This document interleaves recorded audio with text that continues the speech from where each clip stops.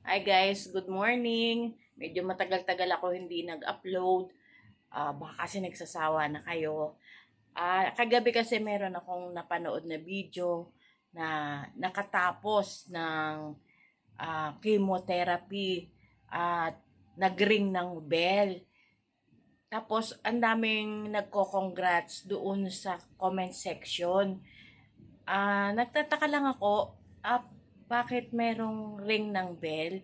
Ibig bang sabihin, pag nakatapos ng chemotherapy is cancer-free na siya?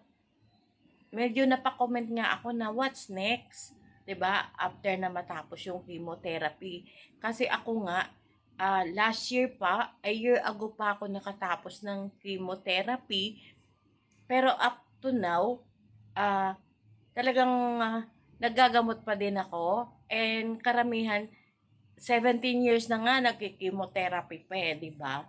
Kaya hindi ko maintindihan kung bakit nagko-congrats dahil natapos ba yung chemotherapy na buhay pa siya ganun ba? Hindi ko magets.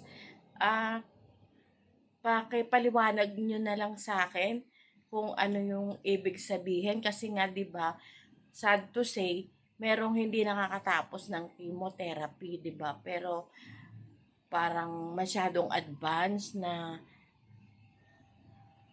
okay, fine, pero sariling opinion ko to eh, no?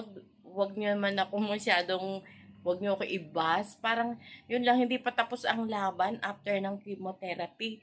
Marami pa tayong araw, buwan, taon na ipaglalaban.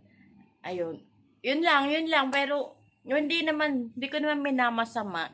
Pero, nagtaka lang din kasi ako. Kasi parang, ang dating sa akin is, cancer-free na ba siya? Ang galing naman, o, diba? Paki-comment na lang po kung ano yung inyong opinion. Yun lang, bye!